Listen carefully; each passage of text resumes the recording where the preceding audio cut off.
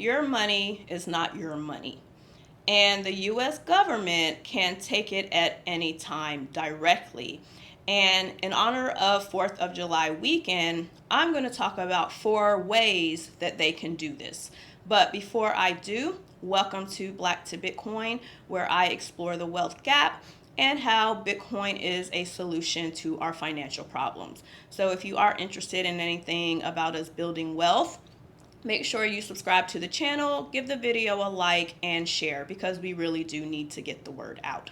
Okay, so first, before I even get into this, I want to address the elephant in the room, and that is that when the 4th of July was created, we were slaves. So there was nothing independent about it for us. And it shows that this country has been stealing from people forever, starting with the Native Americans. So today, I want to talk about direct ways. Even though they've done it in very typical ways that we think about, slavery, Jim Crow, things like that, Black Wall Street massacre, I'm talking about directly going into your bank account or your assets and taking them directly. Okay, so I'm going to talk about 4 ways. And what I'm going to do is I'm actually going to give examples in the US, because I think people can't fathom that their money can be taken in the US, or you don't look at it as them doing that. So I'm actually going to go through examples for the United States, and then I'm going to give a couple of backup situations in other countries. All right, so I'm going to go ahead and get into that. Oh yeah, and I also want to say all of these are going to be within the last 100 years. So I didn't want anything that was, no Roman Empire kind of stuff. I wanted to be things that happened recently, so that I can make the point that it's not out of realm, it really can happen. Okay, so the first thing and the most extreme is direct confiscation, when they just straight up take your money or something that you have. And the biggest example of this was when the government stole everybody's gold in 1933. All right. So what they did is they stole everybody. They just said, you can't use it. We're going to take it. And what we're going to do is we're going to buy it from you. But what they did is they gave everybody about $20 an ounce.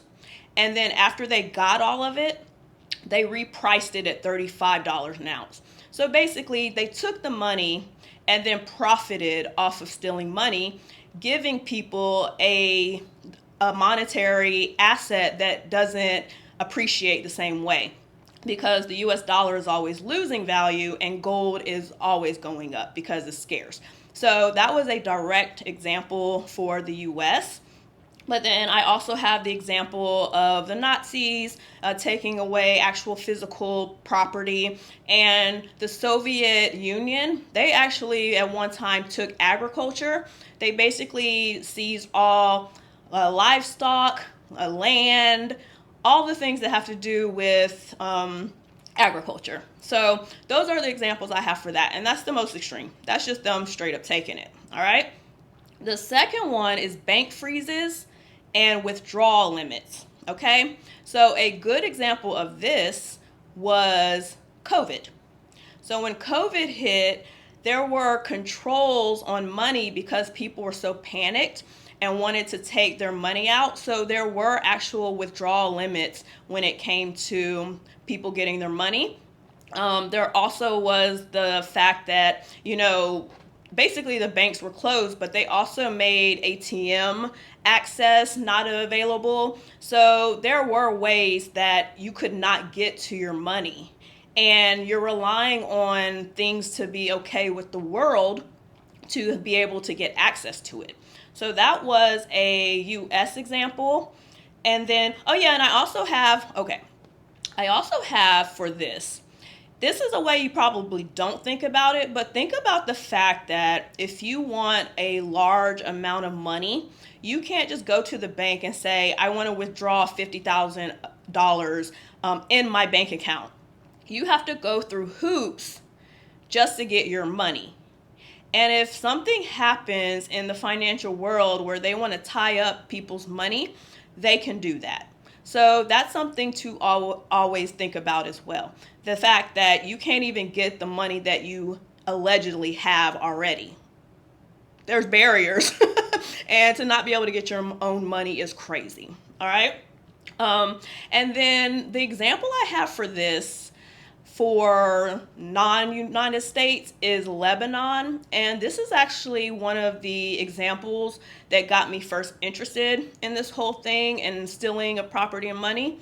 What's this guy's name? Tony Yazbek. So I watched a YouTube video where he was talking about how he woke up one day and all his money was frozen. He could not get to his money. And he happened to have $1 million or more in assets and couldn't get to them. Can you imagine someone who is barely making it not being able to get their money?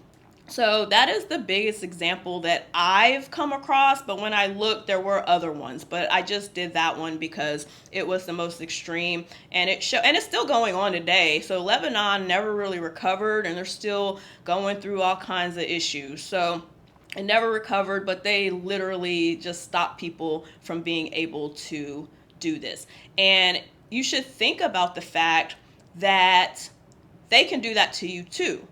And it doesn't even have to be for everybody. If they want to seize just your assets or your money, they can do that. They can just give a warrant to the bank and say, I want this frozen, and they can do that. So you don't have power over your money. You think you do, but you don't. All right. The third one is forced conversion and currency devaluation. So this is basically trading for a worse currency, taking the good currency, trading for something that's not as good. For the U.S., I have that it's not direct, but the U.S. is based on supply and demand. So that means that your dollar is always going up and down in value. So there is devaluation, and also it's just natural and true that your dollar is always devaluing. So that is one way that it's done, but it's really just that it's always been historically done. Okay, so oh yeah, what was the one that I saw?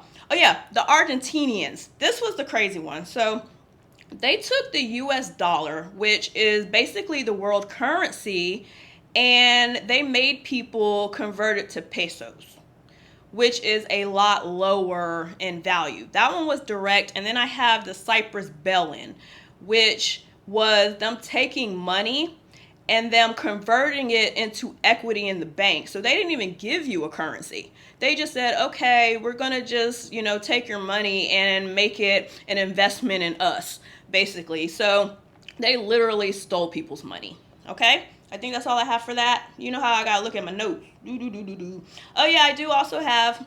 Okay, this is also with the U.S. So in 1971, we went from the gold standard to the dollar standard, and basically the gold standard meant that we used gold as the valuation of wealth, basically, and worth. And they went off of it in 1971, so that automatically was a devaluation of currency. Okay, so that's the one I have for that. I'm gonna slowly take the page to the next page. All right, and then the last one I have is inflation, okay, and currency debasement. And this is the one that happens constantly, and nobody really thinks about as stealing. But it is, because the thing is it's designed for you to lose your money. Okay? Money is printed, and the more that happens, the more inflation happens, and the less your dollar stretches.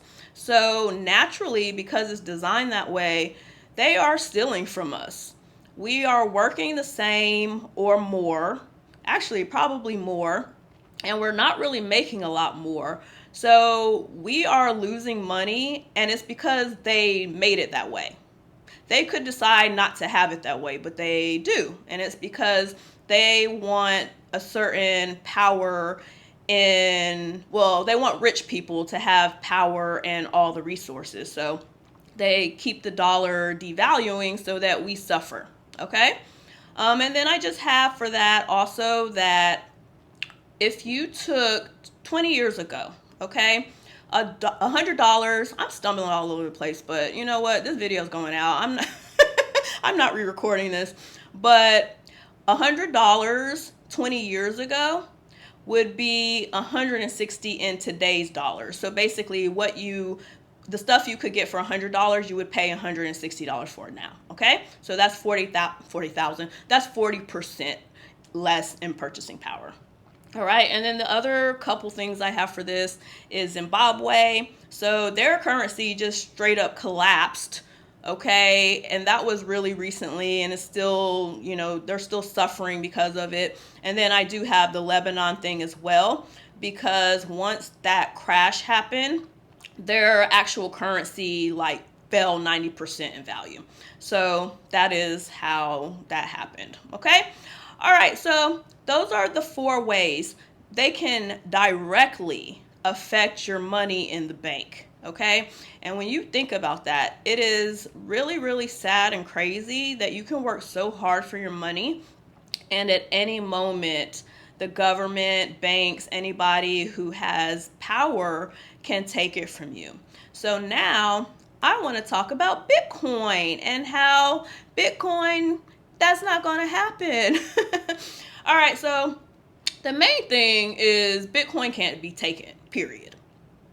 Okay, now if somebody gets to you and they force you to give them your seed phrase, or you accidentally leak it, or somebody steals it, yes, it can be stolen. But the government or anybody else can't come in and just steal it directly. And that is a big deal, okay? And if you're not aware how this happens, basically, when you get your crypto or your Bitcoin, you buy it on exchanges. But you take that money off an exchange, which basically means like Coinbase, Robinhood, one of those. You take that money out and you put it into a wallet. And a wallet is completely separate from any other storage. And because it's there, nobody has access to it, because you're giving a C phrase, which is a list of words that only you know to get access to that Bitcoin. So because of that, there's no threat. You know for sure that your Bitcoin is safe, okay? So I have that as far as it not being taken. I also have that there's no bank approval. So if you want your $50,000, if you want to take your Bitcoin and convert it, you can do that, okay? You don't have to get permission from the bank, all right? I also have that you can send and transfer the crypto and the Bitcoin directly, okay? The conversion part of, the devaluation thing, it's not a government currency, so that's not a problem, okay? If today, for any reason, and who knows, it would seem impossible, but crazy stuff is happening right now. If the U.S. literally decided right now, I don't like the dollar anymore, we're done with it, and decided to make up some other currency in thin air, they could do that, and you wouldn't have the value of your dollar. Bitcoin, you don't have that issue, okay? It is just your access, and they can't do that, all right? And then as far as the inflation point, I just said basically Bitcoin outpaces inflation. It has so far. It very likely will in the future. So you're actually investing in a currency that is going to go up in value, as opposed to the dollar that is going to keep going down. Okay, so those are the ways that the government can screw you out of your money. Let me just go ahead and repeat them, okay? Confiscation. I always have I say that wrong or weird all the time. I have to look at the word. Confiscation, bank freezes and withdrawal limits, forced conversion and currency devaluation, and then inflation and currency debasement. Okay, so those are the ways, and I went over the Bitcoin solutions. All right, so that's it. Hopefully you are having a great day. Hopefully you are looking into Bitcoin, what makes it great, all of the things. Make sure that you are saving, looking at what's going on in the world and getting prepared, okay? Shit is about to hit the fan. It's already started and it's not going to get any better, okay? So other than that, have a great day and I will talk to you soon. Bye.